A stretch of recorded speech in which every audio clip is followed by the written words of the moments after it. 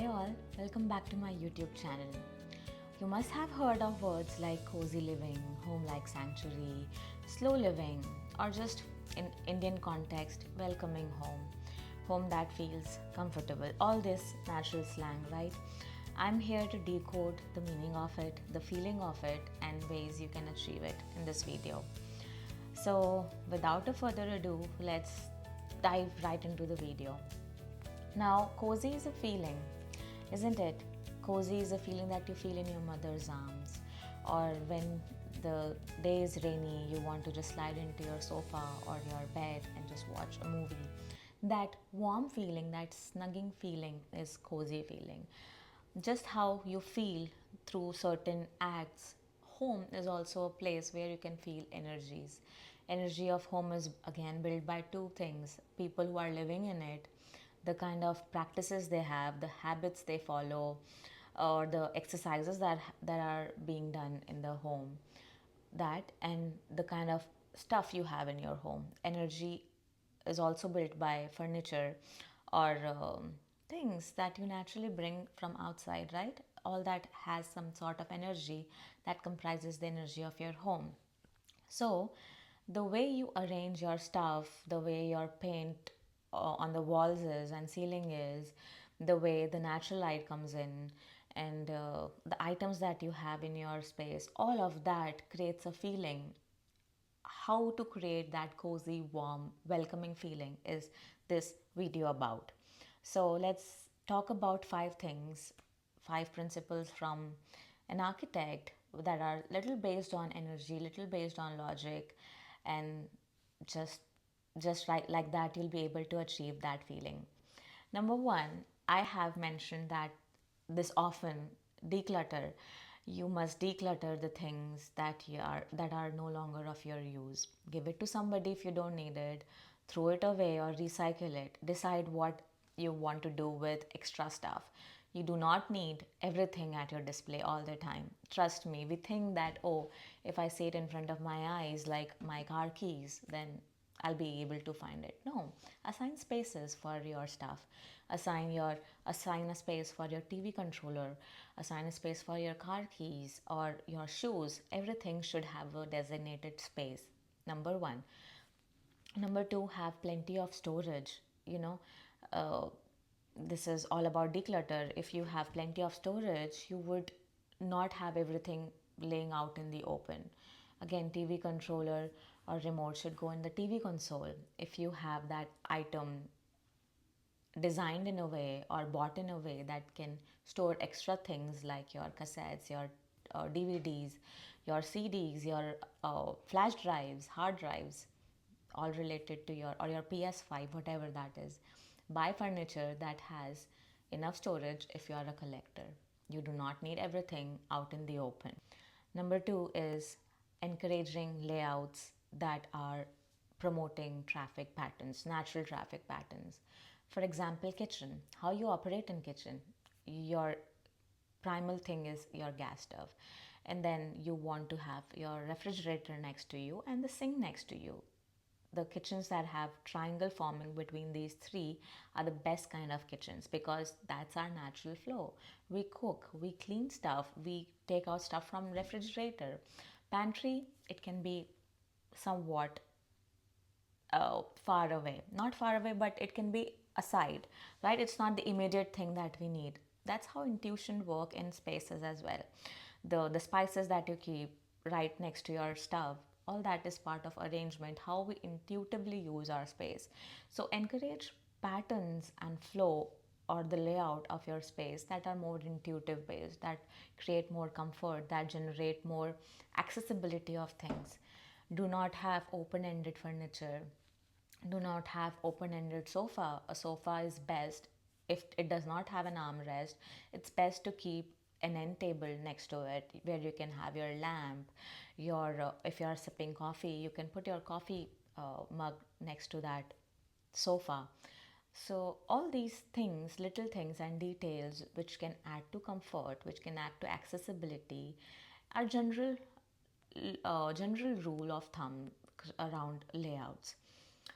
If it's your living room, then try best not to have your sofa set in an open-ended manner.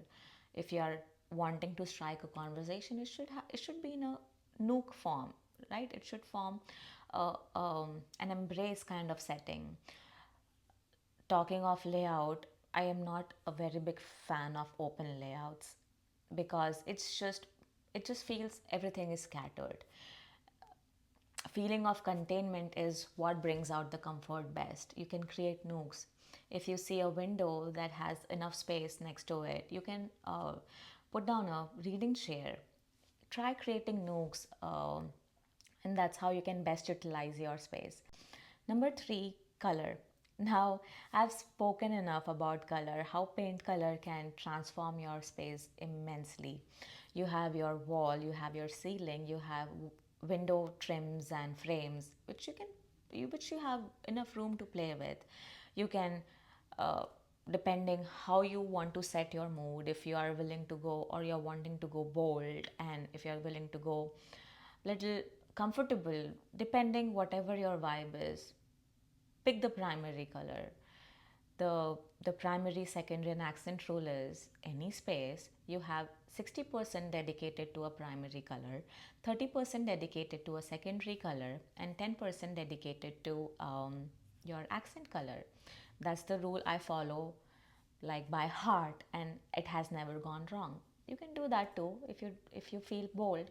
Pick a color, paint your space, pick primary color, but in this case use warm colors like beige, um, tan, sand, ivory. All these, they are of warm palette. If you paint your space with primary with these warm colors as primary, it will give an instant warm feeling. Number fourth would be introducing textures and patterns and anything that feel tactile.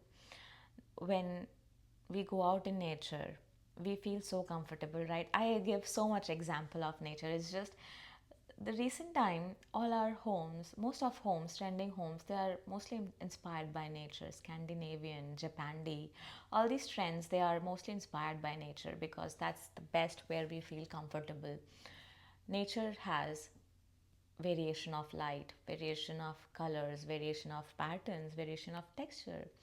When you touch the tree, when you look at the sky, the cloudiness, or when you see the coarseness of soil, all this is texture that we feel.